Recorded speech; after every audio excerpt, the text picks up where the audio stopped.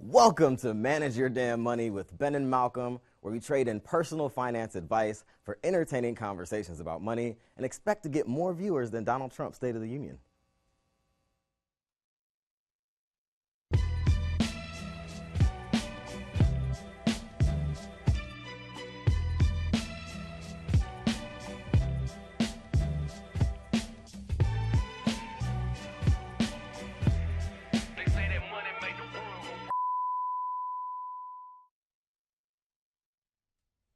It is another wonderful day in the neighborhood here on Manage Your Damn Money. I am, of course, Ben Carter, the co-host and co-creator of Manage Your Damn Money. And I'm joined here by always my trusty co-host, Mr. Malcolm Etheridge, licensed financial advisor. Malcolm, what's going on with you, man?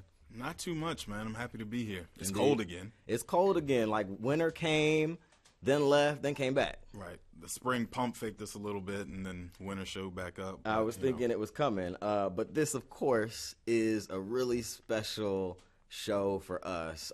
This is a show where what we've been talking about on social media for a while now. We are now here in the studios of Montgomery Community Media in a new place, a new home, shooting the show. So we're really excited about that, right, Malcolm? Very excited. Like, the set is way more than, we're a long way from YouTube. In just a short, 18 months? Something like that? Absolutely, absolutely. So we're super thankful for the people at Montgomery Community Media who decided to produce Manage Your Damn Money in full and in the way that we always thought it could be. So really in high def, too. In high def. I'm not sure if I should be in high def, but I'll take it. Indeed, indeed. And also a couple quick notes. The podcast actually won't change. Manage Your Damn Money will still be available on Apple Podcasts, Google Play, Stitcher, and also SoundCloud. Occasionally we might throw up the video version here and there. Why not? Why not? Right? I think we'll do it. But other than that, we're just going to continue to give you a great show with some great quality. But as we do on every episode of MYDM, it is now time for headlines.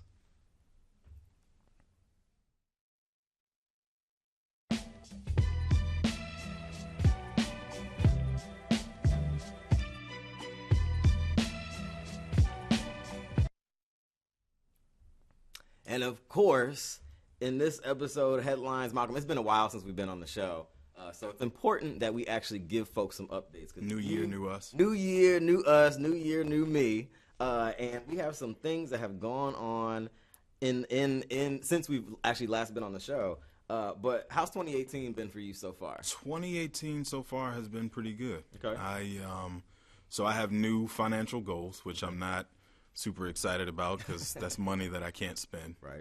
But a highlight for 2017 while we're on it, though, I paid off my student loan. Congratulations, which brother. was like the number one financial priority I had for the year. You trying to help me with mine now?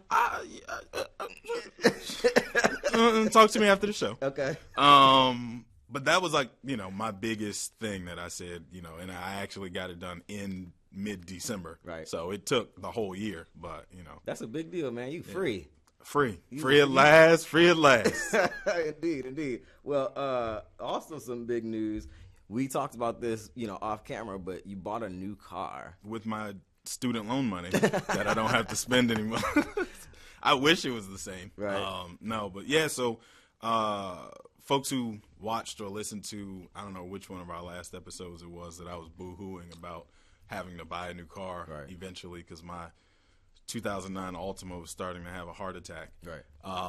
But it finally got to the point where I just couldn't do it anymore. Right. And I've been putting off buying a new car because once you get that car paid off and you don't have that monthly note anymore, something about taking on new monthly payment just doesn't seem right.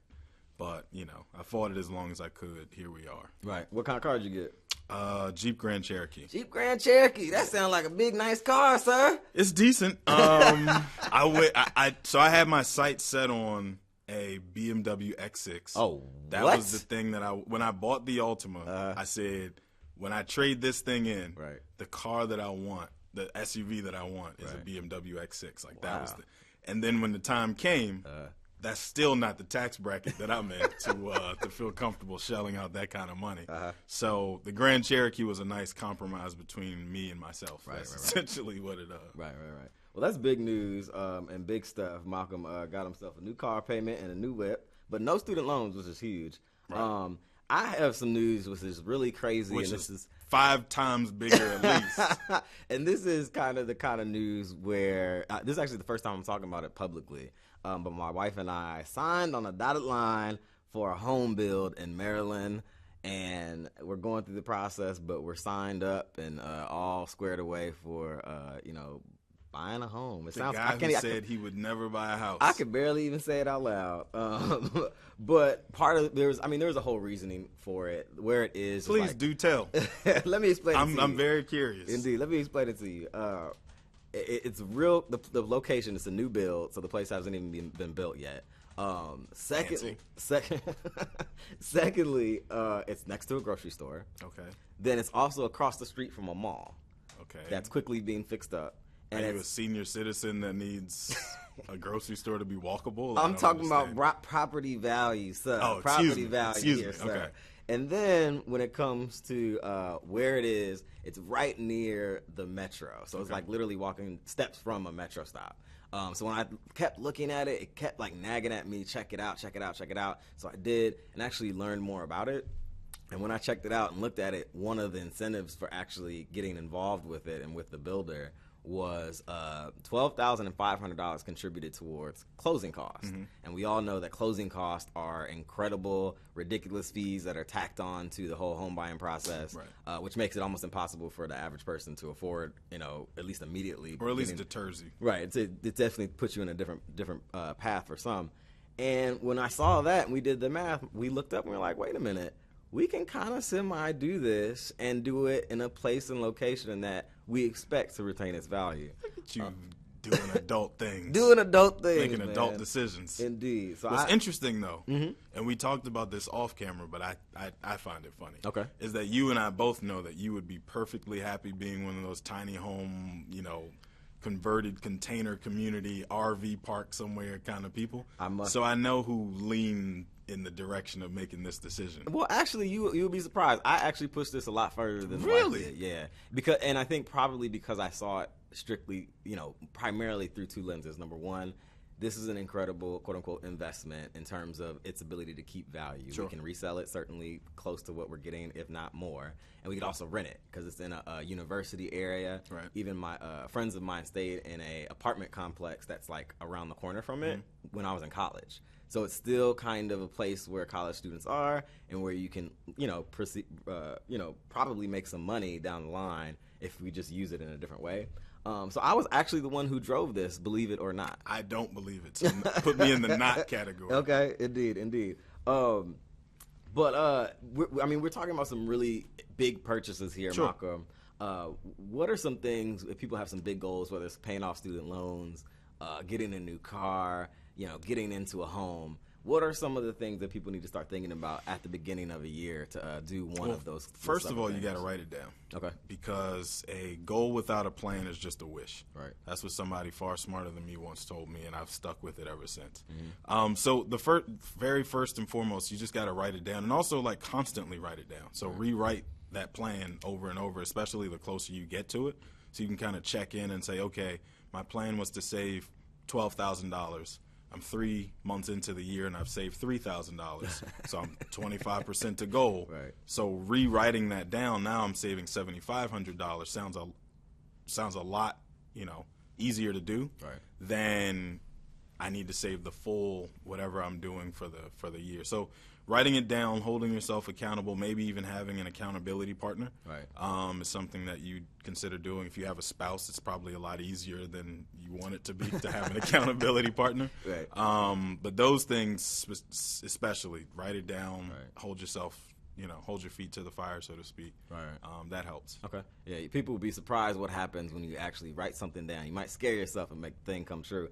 Before we go to a quick break, for you and I, we need some advice because we got these big expenses ahead of us. What are some keys to maintaining our recent or almost about to happen major life purchases like buying a car and buying a home? Like, what do we need to do to maintain that thing? Well, so this might be hard for you to believe, but I strategized for at least 12 months okay. on knowing that eventually that expense was coming up. Right. So I had been saving about $100 a month just to be in the habit of putting that to the side. Right. That ended up going toward my down payment. Okay. Separately from that, I spent about 12 months just cutting waste. Right. So, getting my insurance payments as low as I could get them. Right. As you know, I cut out cable, so there's, an expense that's gone. I bought a router myself instead of renting it from the cable company, so that saved like $12 a month. Simple things like that add up. I mean, that's, after I got done taking inventory of it, that was like half of what my car payment ended up being that I cut out of my budget over the course of 2017 as this impending purchase was coming. So it's very rare that something catches me off guard and I end up having to just throw a whole bunch of money at it at one time. Right. So since you know it's coming, start getting ready for it way ahead of time. My advice to myself is to maintain these things as Take a deep breath. Take a deep breath and stay employed. Oh, that too. Absolutely that too. Very important. So we're going to take a quick break right here on Manage Your Damn Money with Ben and Malcolm. But when we come back, we have the conversation at hand, which is impactful money news stories from the start of 2018. We're going to take a look at things that are ahead and things that are coming up that we think are important for you to know.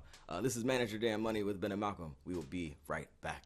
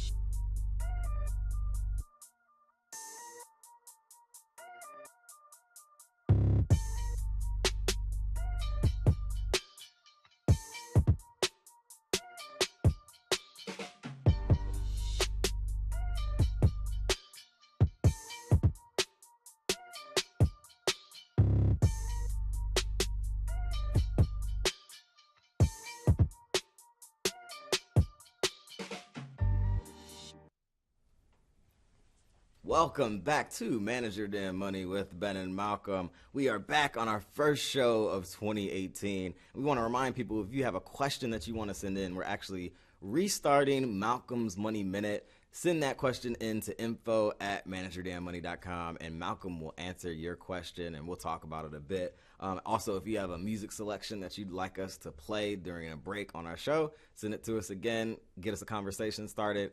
info@manageyourdamnmoney.com, and you can always catch past episodes of Manage Your Damn Money on Apple Podcasts, Google Play, Stitcher, and SoundCloud. Just search Manage Your Damn Money.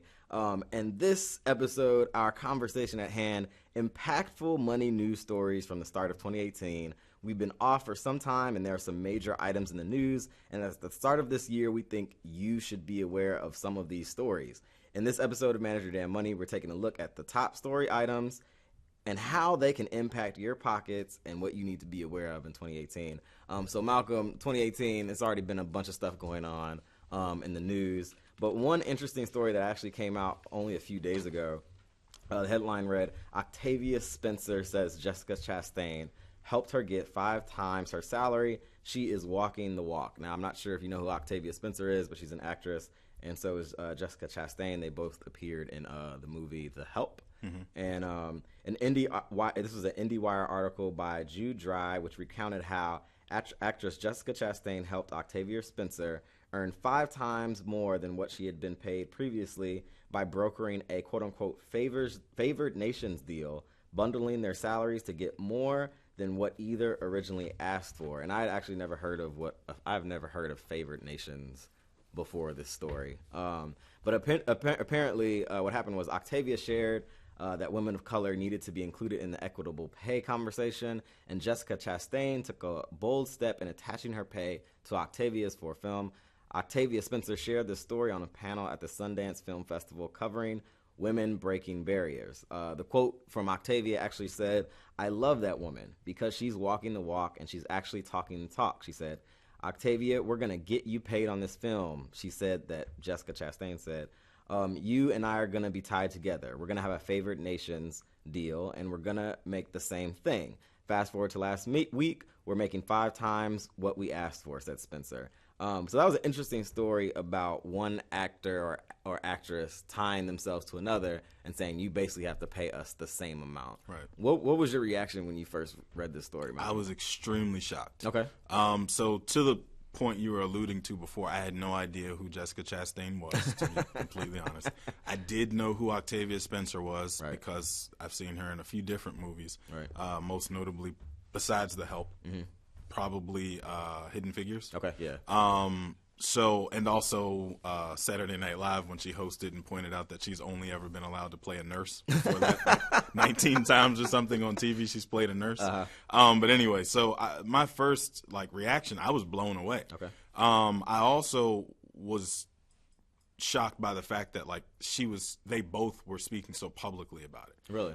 Which is somewhat of a risk in the sense that you don't want to embarrass the person who you just negotiated with by celebrating that you just negotiated them off of whatever. Right. But in this case, I think the tone that they ended up taking eventually was, we're celebrating this production company for doing the right thing in hopes that it will make everybody else see the light and act accordingly. Right. Not so much, we put our foot in their behind and said, pay us what you owe us. Right. So I was also very shocked that they agreed. Right. Like that the production company actually said yes. Right. Especially a 5x difference. Right. Like, we're not talking about a bump of $5,000. Right. We're talking about a bump of 5 times your pay rate. Could you imagine if your employer paid you 5 times your pay rate? I might be able to pay off my student loans. She might be able to buy 5 times the house, right? Like that is just a significant jump to have happen to you overnight. So, it had to happen eventually. I'm glad that it's sooner than later, I guess is the way to look at it. And it's interesting because there's a whole movement now. Obviously, we've seen women kind of linking arms and saying we're going to be accountable for one another and help one another. Do you see this trend? I mean, Hollywood's one thing, right? Because we're talking about movies, big production budgets, and everything else. Is there any way that something like this could filter down into regular life? I think yes. To take a very indirect approach to answering that question for a second, I think part of it is that the world is getting younger. Okay. And the country itself is becoming more and more diverse. And so people have more and more diverse views. And so we're getting away from the views that have gotten us to the places where all these powerful corporate executives have had to step down or been fired from their company because of conduct unbecoming. I guess is the way that folks are getting out of having to say exactly what happened. Right. I say call a thing, but that's a totally different conversation. But I think as the workforce gets younger, we get away from those kind of protections that used to exist. And all of a sudden, now people are more aware of what affects their neighbor and not just living in their bubble. Right. We have less and less people who subscribe only to Fox News views, and start to see, the world differently. So I think the younger the workforce gets, probably the more likely this happens. And part of where I was saying is kind of a roundabout. Part of the reason I say that is because the United States, for the 3rd year in a row now, there have been more students enrolling into first grade who are quote-unquote minorities than there are quote-unquote majority students, which means that 18 years from now, that workforce is going to look a lot less like it has for the last, whatever this country has been established, however many hundreds of years this country's been established. So eventually it starts to filter itself out. It's just going to take some time, right? And a lot more stories like this. Absolutely. I wonder how this would be applied to like an actual real life scenario. Like, can you think of any way? Like, I couldn't. This is a real life scenario. It is real life, but it's the movies. It's Hollywood, okay. And so there's a difference in how that's negotiated. It's negotiated on a case by case situation, right? Okay. Whereas you go into work, and that's your situation until further notice. Mm-hmm. And so I wonder, and you typically don't come in with anyone attached to you or anyone that you know. So how do you end up doing something like that? Or is it something where you do it once you've gotten to know somebody in particular at the job? Or like, how does this apply to like a more common situation? Well, you know what? Part of it we spoke about in a previous show. I don't remember which show it was because we've been off for a while. Right. But it was the show where we pointed out that New York had just made it law that employers were no longer allowed to ask potential employees, for past salary history. Right. So things like that are pretty simple, right? In principle, are what's going to make that shift to the broader market versus just Hollywood or just, athletics or entertainment industry as a whole, you know, that kind of thing. Because I get your point. It's kind of siloed, completely different world. Right. You and I aren't walking in tomorrow to sign a contract for $5 million to do one project that takes 6 months and then go home and do something else. Right. So I get that. But I think simple things like changing laws around pay gap, pay equity, makes a significant enough difference. And absolutely. Eventually, and I know people don't like to hear the word eventually, because I'd rather have my coins today, not hear about what they could be tomorrow. But I think eventually we get there. That makes sense. But in the words of the great American philosopher Earl Simmons, a.k.a. DMX, y'all been eating long enough. Now stop being greedy. That essentially is the way that I view, this whole scope of what we're talking about. It's time to just, come on. Indeed. That's very wise words. We're going to get ready to take another break here on Manage Your Damn Money. The conversation at hand is the impactful money news stories from the start of 2018. But on the other side of this break, we're going to have Malcolm's Money Minute, so get ready for that. Remind you can always listen to past episodes of Manage Your Damn Money on Apple Podcasts, SoundCloud, Stitcher, and Google Play. If you have a question, concern, or comment, send it to us at info@manageyourdamnmoney.com. This is MYDM with Ben and Malcolm. We will be right back.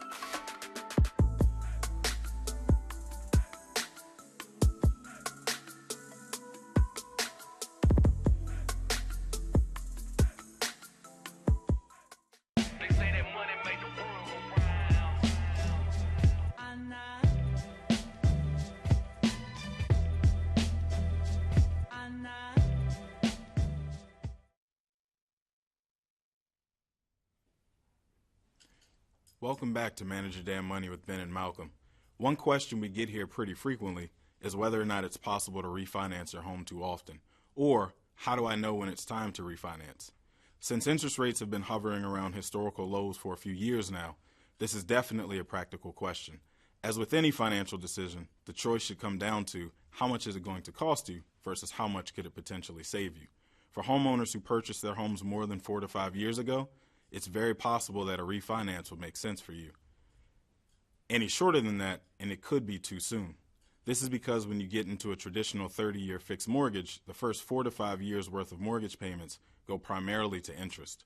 So unless your home has been appreciating rapidly, you wouldn't have gotten a chance to start paying down much of that principal. You'll have to also calculate your break-even point, and as Ben mentioned earlier, take into account how much closing costs will be once you refinance. As a general rule of thumb, the lower the new interest rate is, the sooner you'll reach your break-even. So keep all of that in mind as you make that decision. I'm Malcolm Etheridge, licensed financial advisor, and this has been your Money Minute.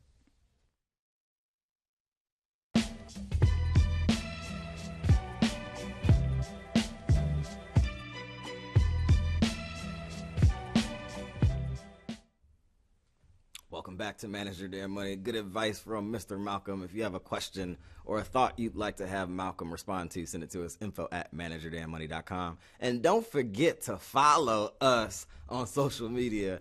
Mine is at MYDM with a 1 on the end. Malcolm, what's yours? At Malcolm on Money. Absolutely. In today's conversation at hand, impactful money news stories from the start of 2018. Another headline that we pulled, Malcolm, this is all the rage, and we still have to do a full show on this topic because we haven't. You and I were both kind of like hating the idea of actually doing it, but it's to the point where we have to do it now. CoinCheck confirms crypto hack loss larger than Mt. Gox. I don't know who Mt. Gox is, but somebody got hacked for their crypto money. Right. CoinDesk article by Daniel Palmer recaps a Tokyo-based cryptocurrency exchange called CoinCheck being hacked in January. So this was recent. In a January press conference, the exchange's president, I'm not even going to try and say these Japanese names, estimated its loss of $58 billion yen, which is approximately $533 million. According to Bloomberg, which attended the conference, 500 million NEM tokens were taken from CoinCheck's digital wallets. Notably, the dollar amount stolen from CoinCheck is likely greater than the amount stolen from Mt. Gox, which I guess is another kind of crypto company in 2014. Another exchange. Another exchange, okay. Pegged at 340 million, though the impact of the cryptocurrency market will be much smaller given the immense increase in market and capitalization since. So this was interesting. I don't even remember where I came across this, but everyone's talking about Bitcoin, Litecoin, it's all the rage. And this is really the first time we're giving any kind of time to this topic on the show. But this, I mean, to me, this highlights, for me personally, the very core of the problem with the rage behind these digital currencies is because you have to take what people tell you at their word in terms of how it works. Right. And then you have to trust that it is, quote unquote, secure, which in this case we see that it is not necessarily secure. Well, not only the security issue, because you're right, this is like the third, I think, of such hacks like this in the last few years. 13 months, okay. I think, something like that. Yeah. And we're talking about millions of dollars, right?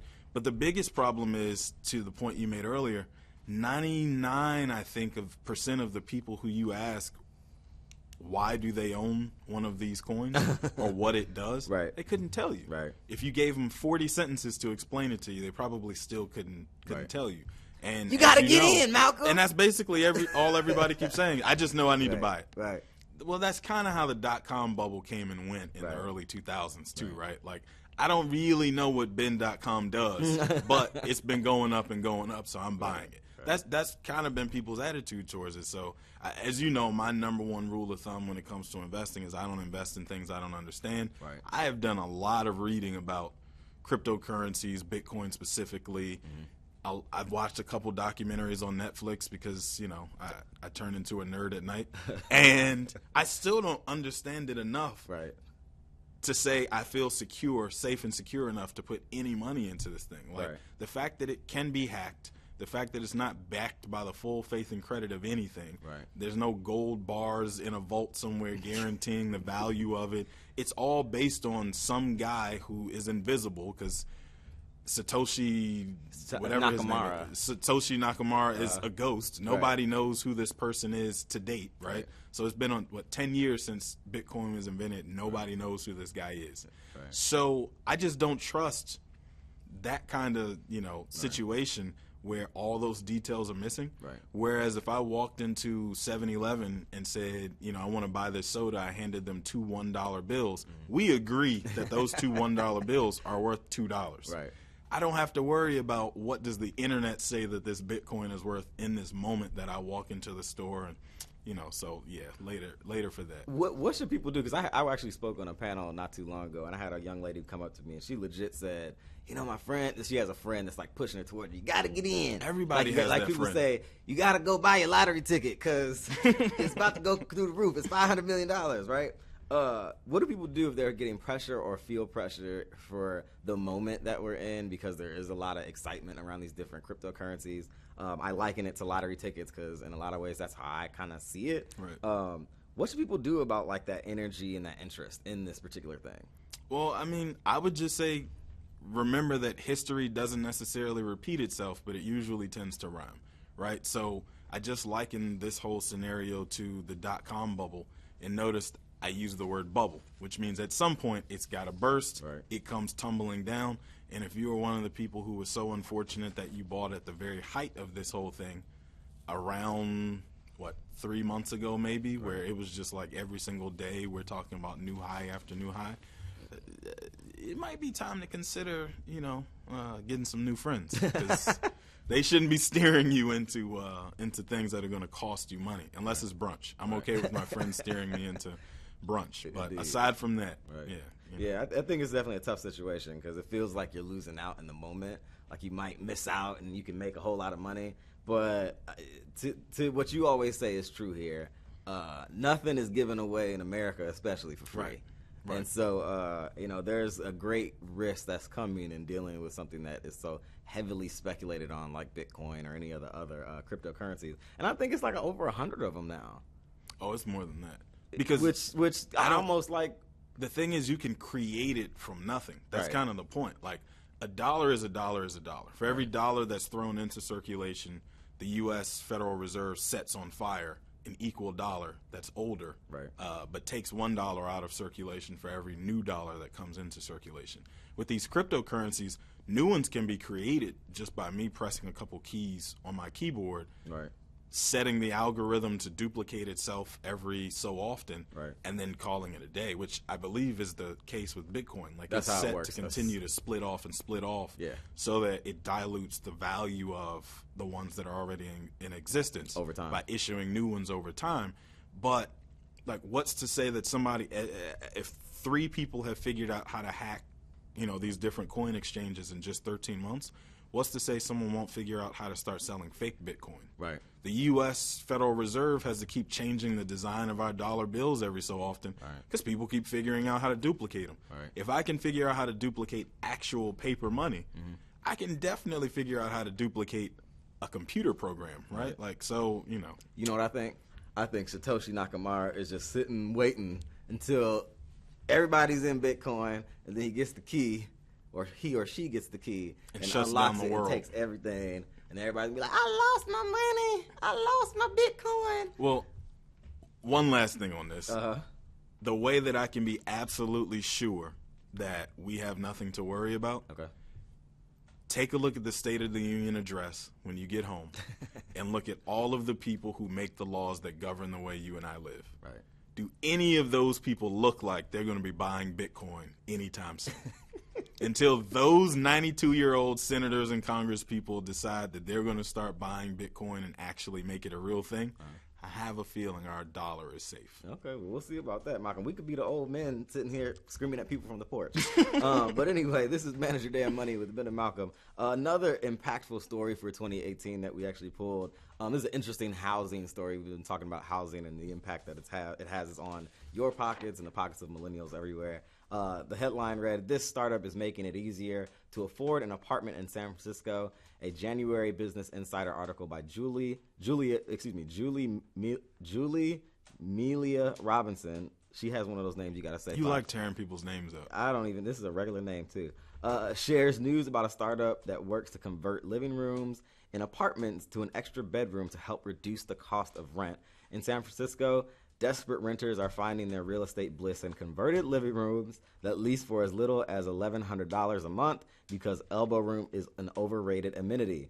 HomeShare, which is the name of the startup, leases apartments in expensive new buildings and then splices them into additional units so more tenants can split the rent for less per person. A 2-bedroom becomes fit for 3 after HomeShare installs an upholstered partition in the den. The company pockets a cut of the rent, like a finder's fee.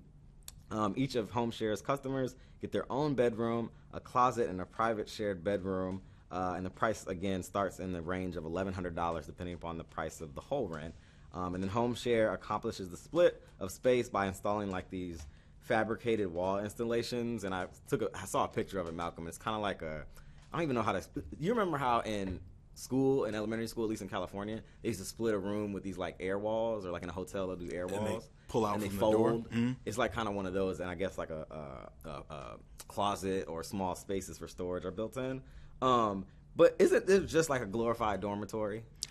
I know, because at least in the dorm you were paying a reasonable rate. $1,100 to live in somebody's converted living room sounds like a nightmare. Right. Like you might as well live in a hostel at that point. Seriously. And I have no interest. Absolutely zero private time. Your home state of California is that explains why you don't live there. That's one of the reasons. And this is from a person who complains all the time about how outrageous DC's cost of living and housing situations are, where we got all these different high-rise apartment buildings that are going up. Mm-hmm. And by the way, I know the folks in Montgomery County are going to kill me for saying this, but I really hope Amazon doesn't land here. I just don't want it. Okay. Like, the rent is already high enough. Right. But separately from that, I look at people who live in situations like this. You got the folks who are living on houseboats out in San Francisco. I legit know the RV parks. You got my wife knows somebody whose friend or relative lives on a boat in San Francisco. Move.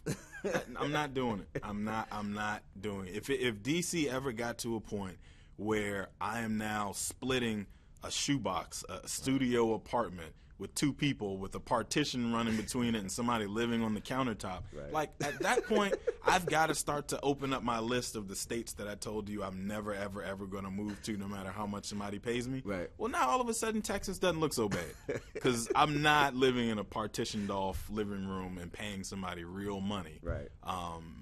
Maybe for free. Maybe if you invited me to come live with you for free and that was the way to do it, I could figure out how to make that work. These people in San Francisco command some of the highest wages in America. Indeed they do. And they live like this. What is going on? It doesn't seem to match up in a lot of ways. But housing is still the greatest expense we all face. Do you think like co-dwelling situations like this, because I've seen them popping up more and more, describing this article, will that continue to be something that millennials have to like come to terms with? I hope not, but I think yes. Okay. As I'm looking at like the co-working spaces like WeWork, for example, they're also starting to put in the same building as your WeWork upstairs co-living spaces that operate the exact same way. You're sharing beds, you're sharing futons, and, bathrooms with 20 people, like the dorms on A Different World reruns I watched. And I'm watching that like, man, who could live like that? Right. Fast forward 20 years, people are going toward that way of living, saying, sign me up. Like, no, thank you. No. That's funny. Do you see, so, I mean, we're almost at the end of the show, but do you see any forces changing this trend of cramming more people into smaller spaces? Like, what would it take? Would it take legislation? Would it take, like, just a paradigm shift in terms of what it means to be profitable? Because I don't see any real end to it. You know what I think? For San Francisco specifically, I think what it'll take and what's inevitably going to happen is the San Francisco, Palo Alto, Silicon Valley bubble burst. Okay. And people are already starting to take a bit more negative stance on Silicon Valley than they used to have 10 years ago. Right. Especially when we look at like the articles we've covered recently, where all of a sudden people are starting to say maybe these folks don't have our best interest at heart. Yeah. As that happens more and more, and it becomes less enticing for young people coming out of college to want to move there. Right. Also, places like New York and Boston that are trying to tout themselves as Silicon Alley and Silicon East. Right. As places like that actually grab some footing and draw that talent away from places like that, I see all of a sudden things returning to normalcy. Because you're talking about a place where doctors who command some of the highest incomes in the United States / the world can't afford to live in these neighborhoods. Right. That just tells you that everything is askew at that point. Right. Like, we've got to, come on, and let's be realistic. It's not at all sustainable. You know, if I'm a cosmetic dentist and I'm sharing a 3-bedroom apartment with, strangers, something is wrong. This model's not sustainable. So I do think eventually that bubble bursts and all of a sudden, folks start flocking to other nearby areas like maybe Phoenix or Seattle. Indeed. Well, this has been our first episode of Manage Your Damn Money with Ben and Malcolm in our new home, our new studio here at Montgomery Community Media. Malcolm, I think we did okay. I think we did pretty well, too. We did all right, man. Good. Congratulations, we need to install an applause track so that I can give myself some praise. Indeed. We want to remind people you can always catch past episodes of Manage Your Damn Money on Apple Podcasts, Stitcher, SoundCloud, and Google Play. Just search Manage Your Damn Money with Ben and Malcolm. Also, leave us a review on Apple Podcasts. That helps us go up in the ratings. If you have a question or concern or comment, send it to us, info@manageyourdamnmoney.com. Thanks to our crew here at Montgomery Community Media. Until next time, be good with your money. Peace.